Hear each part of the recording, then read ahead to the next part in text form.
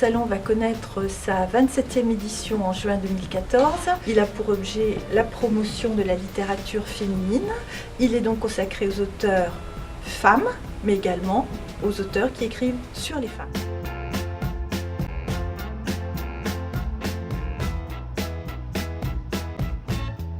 Notre salon privilégie les rencontres des auteurs avec leurs lecteurs, des dédicaces, des rencontres théâtrales, des lectures à deux voix, des débats, des cafés littéraires.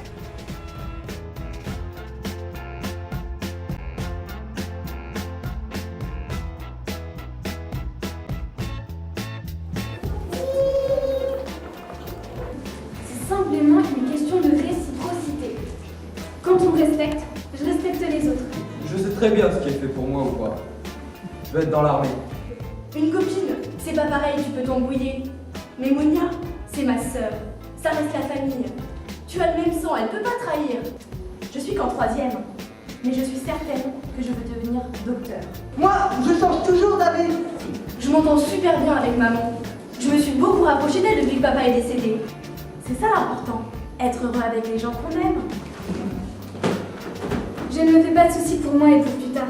Et j'espère que mes enfants grandiront avec les mêmes libertés que celles que j'ai gagnées. Voilà, je suis une forte tête, mais une forte tête libre et respectée. Et ça, c'est pas donné.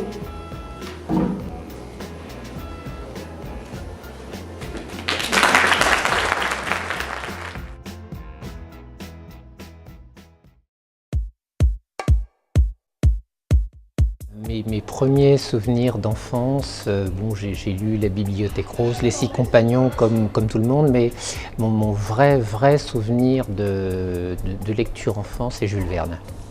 J'aime offrir les livres que j'aime, je dois dire, je suis une lectrice passionnée et donc j'aime offrir les livres qui m'ont donné un plaisir de lectrice aussi, puisque la chance quand on écrit, c'est qu'on apprend à connaître d'autres auteurs. Je ne suis pas une sorte d'addict du rire en littérature, mais j'aime bien l'humour noir et j'aime bien l'humour décapant. On ne peut jamais savoir ce qui vous influence chez un auteur. Vous savez, il faut trouver un livre qui est inépuisable, donc c'est compliqué. Mais je pense, et d'abord le livre est très long, c'est La recherche du temps perdu de Marcel Proust. Ah oui, il y a beaucoup de livres que j'aime offrir régulièrement, puis ça change en plus selon des livres, enfin selon les découvertes que je fais. Je crois que j'aurais aimé, moi j'ai beaucoup écrit sur la mode et j'aurais vraiment beaucoup aimé écrire Glamorama de Bret Easton Ellis parce que je trouve qu'il a une manière de s'emparer de ce sujet-là de manière totalement violente et démoniaque, c'est plein de cynisme et c'est assez jubilatoire. Alors je pense que c'est les frères Karamazov de Dostoïevski parce que Dostoïevski a cette écriture très étrange. Quand ces personnages prennent la parole, ils sont toujours agités d'espèces de crises de fièvre et c'est un roman que j'ai dû arrêter de lire, prendre des pauses par moment parce que j'avais l'impression d'être brisée par le voyage émotionnel que je faisais en accompagnant ces personnages en crise. Alors dans mon enfance, il y a un album qui m'a beaucoup marqué, c'est Poule rousse, qui est un album du Père Castor. Et dans cet album, il y a une phrase qui est fondatrice pour moi à tout point de vue, aussi bien dans l'ordre domestique que dans l'ordre de la littérature. Cette phrase dit « Dans la chambre et dans la cuisine, virgule, tout est propre et bien rangé, point ». C'est une phrase formidable. Voilà. Je pense que le livre qui m'a le plus marqué est un livre de Jean Genet, qui s'appelle Miracle de la rose et probablement c'est un des livres qui m'ont donné le plus envie d'écrire moi-même. J'ai senti que quelque chose de nouveau se passait dans ma lecture. Il y a un livre que j'ai toujours adoré, sitôt que je me souvienne, très tôt dans ma vie donc. C'est un livre anglais, j'aime particulièrement la littérature anglaise, un livre d'Emily Brontë qui s'appelle Léo de Hurlevent. Un personnage dans la littérature. Alors ça dépend du livre que je suis en train d'écrire. Récemment, je suis venue donc ici pour parler d'un très gros livre que j'ai écrit sur la destinée de mon père. Et le personnage qui m'a le plus inspiré, j'ai donc écrit sur lui, c'est T.E. Lawrence d'Arabie. Parce que comme mon père, il a vécu dans le désert et qu'il a eu une destinée très aventureuse, très dangereuse, très audacieuse, et que c'était un homme qui avait le sens de l'absolu.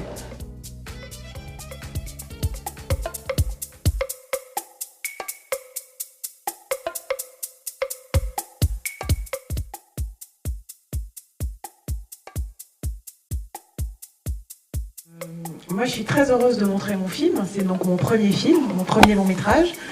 Donc, je ne suis pas du tout blasée. Je suis toujours émerveillée de voir des gens qui se déplacent pour aller au cinéma, pour voir des films un petit peu différents, qui ne sont pas des blockbusters, qui ne sont pas des grosses machineries, des grosses comédies avec des grosses têtes de gondole. Outre tout ce qu'on a dit, la bande-son et aussi tous les décors intérieurs. Comment vous avez choisi tout ça, vous pouvez nous expliquer le déroulé Alors la bande-son, c'est très important pour moi parce que moi, en tant qu'auteur, j'écris tous mes romans avec de la musique. Moi, j'aime filmer les actrices qui ne sont pas toutes botoxées et comme aujourd'hui, elles sont toutes tirées à partir de 35 ans, toutes bloquées, il n'y a plus rien qui se passe. Et parce que je voulais que quand elle rit, il se passe des choses dans ses yeux, dans son visage et que ça raconte des choses. Et c'est compliqué de résister à ça hein, parce qu'aujourd'hui, les actrices, elles ont une pression mais monstrueuse, elles sont toutes... Il y avait des mannequins, des photographes, ils étaient tous beaux, stylés, friqués. J'ai passé la soirée dans une toilette. Je sais pas si vous avez entendu parler de ce fait divers, non? Donc c'est une histoire vraie. Après ça a été adapté pour la télévision et c'est l'histoire de Roslana Gorcheva qui est un top modèle kazakh. Sinon comment elle a été trouvée par cet agent, par hasard dans le magazine, qu'elle a commencé avec cet appareil dentaire, le fait qu'elle soit montée comme ça très vite dans les couvertures de magazines et puis du jour au lendemain qu'elle ait été balayée.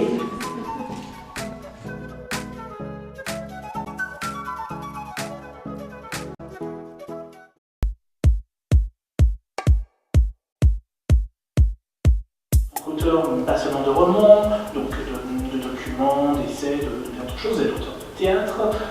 Est-ce que quand vous étiez enfant, vous aviez déjà cette passion des lettres et est-ce qu'elle se doublait aussi d'une passion de cinéma en même temps? Oui, des deux. Enfin, bien sûr, de la littérature, très vite, je pense que tout écrivain sent venir la nécessité d'écrire très très jeune, pas toujours avec la capacité de le faire, pas toujours avec originalité au début. On sait qu'on commence toujours par un certain mimétisme. Je crois qu'on n'a pas idée de ce qu'était Hollywood dans les années 20, 30 et la convergence extraordinaire d'écrivains, de créateurs.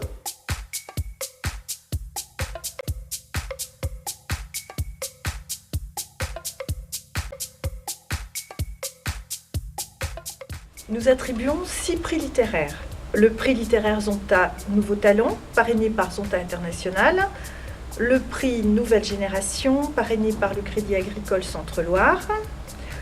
Le prix Régine Pernoud, parrainé par le Conseil Général de la Nièvre. Le prix de la Ville de Nevers. Le prix Christine de Pisan, qui est un prix coup de cœur des membres de notre association. Et le prix Madame de Staël, qui est décerné par notre association pour l'ensemble d'une œuvre. En 2013 ont ainsi été récompensés Yannick Grenek, Valentine Gobi, Christine Jordis, Aline Zéniter, Evelyne Blocdano et Pierrette Fleutiot.